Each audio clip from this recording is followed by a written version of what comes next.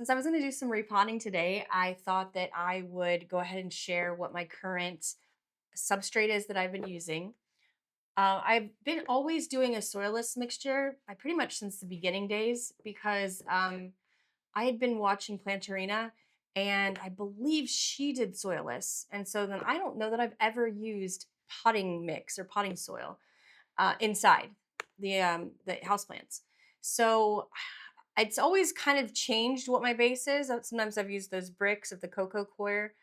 And so I was using the bricks for a while, and then I don't even know what happened. I guess I thought that I would switch to Fox Farms Happy Frog because I thought I could use that as my base, and it already came with the worm castings and the different things in it that I thought, well, this will skip some steps.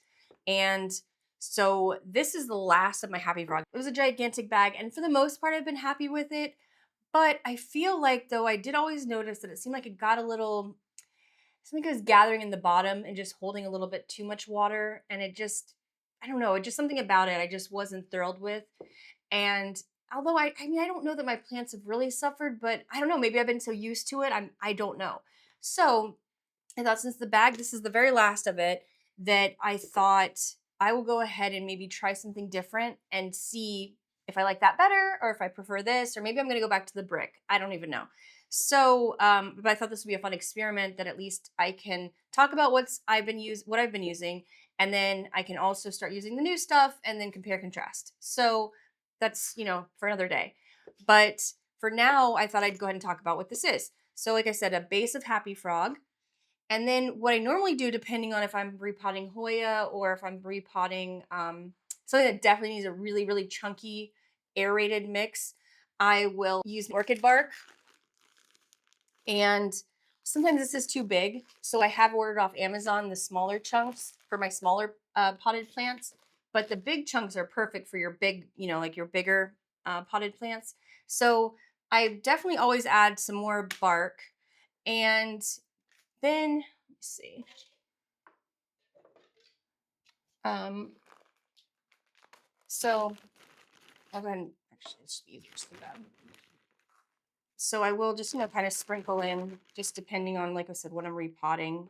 I'll even just kind of keep little sections to the side, if like the smaller bark pieces, the bigger bark pieces, just to mix as I'm going, depending on the pot size. But definitely orchid bark, I will supplement. And then I have like the organic vermiculite and the organic perlite. These bags I grabbed from Lowe's not that long ago. So I just like to throw a bunch of stuff in there just to make sure it's really, really aerated. And I don't really want to stir this up too much because I don't want to start coughing.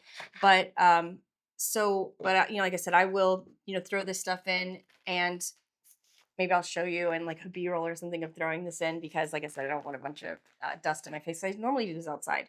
So, but yeah, so some vermiculite will go in, some perlite, and then because I stopped buying the activated charcoal. I don't know. I guess I ran out and I just thought, I forgot about it.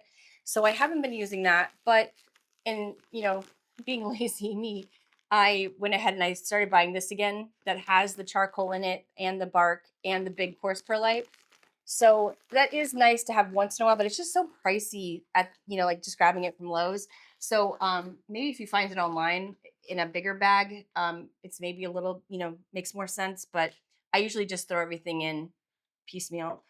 And so yeah, that seems to work out. Then I'll go ahead and I'll throw some vermiculite in. So dusty. I usually do this outside. I guess I should be wearing a mask or something. Don't listen to me. Don't do as I do. Oh God.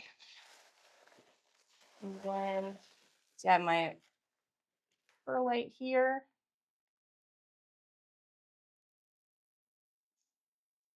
And